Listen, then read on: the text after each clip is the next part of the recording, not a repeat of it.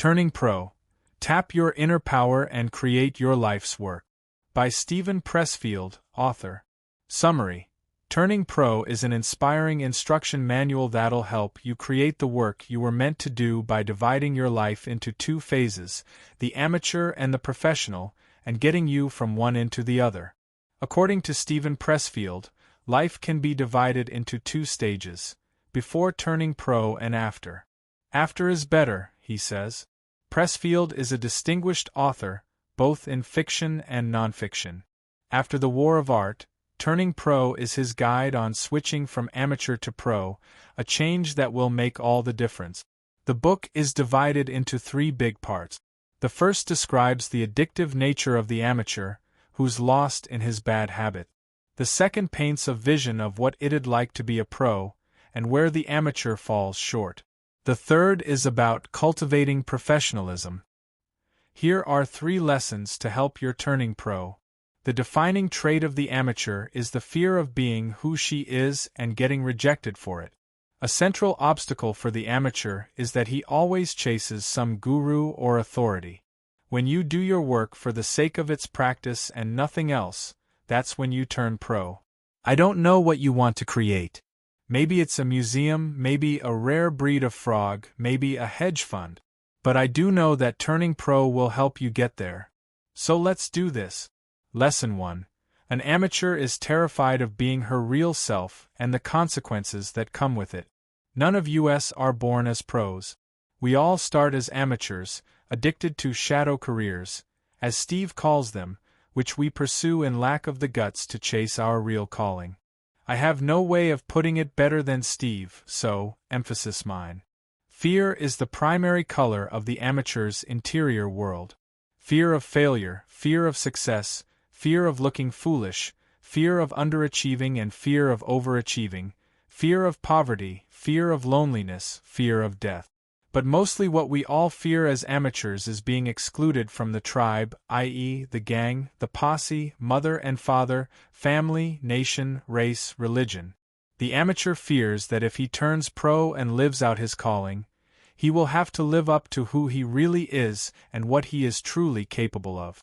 The amateur is terrified that, if the tribe should discover who he really is, he will be kicked out into the cold to die. This was a big issue for me. The idea that the more we become ourselves, the less we'll be understood, and the fewer people will walk, talk, and act like us is paralyzing. Most people never get out of this incapacitated state of ungrounded fear. People do turn on you when you go rogue, but you'll also find new people who are discovering themselves too. Nonetheless, for the few who break out of their shell of fear, another roadblock awaits. Lesson 2. One major roadblock for amateurs is trying to please gurus, mentors, authorities, and teachers. Once I finally got over the hump of pressing publish on my first articles, I instantly turned to the gurus whose work I'd read in order to get there. This is as natural a part of the process as it is damaging. You just ventured into new, uncharted, scary territory, and now you realize there's no clear path to go. So you hang on anyone's every word who tells you otherwise. There's nothing wrong with listening to expert advice, but worshipping a teacher, mentor, even a spouse as an icon takes away our power. It's the singer waiting to be discovered, the blogger hoping for a viral post, the swimmer craving her coach's approval. All of these stand in the way of you doing your work your way. Your mentor's genius will never rub off on you. You must choose yourself.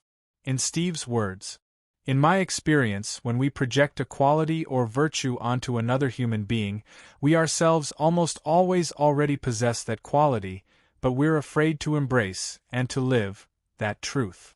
The moment you take your power back, magical things start to happen. Lesson 3. Doing your work for its own sake, as a practice, is what being a pro is really about. Steve published his first book when he was 52, despite writing novels since his late 20s. You'd think by that point any rational person would have quit, which is exactly right. Eventually, the professional must commit herself to her work to an extent that is beyond reason. This she will do gladly, because like Steve and like me, she at one point realizes she can't do anything else.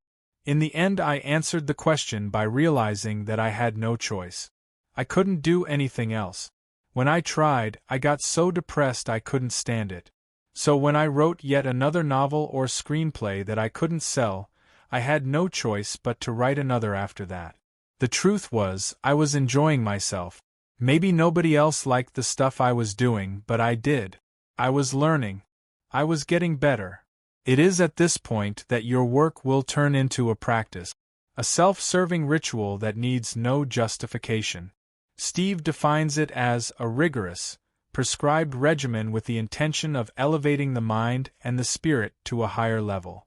As such, each practice has a time, a place, and an intention. It's a simple, consistent routine that enables you to let quality do its thing. The professional is an eternal student, always ready to learn, always willing to show up, regardless of the weather. This is what allows him to practice his craft as long as he needs to until his craft begins to work for him in return.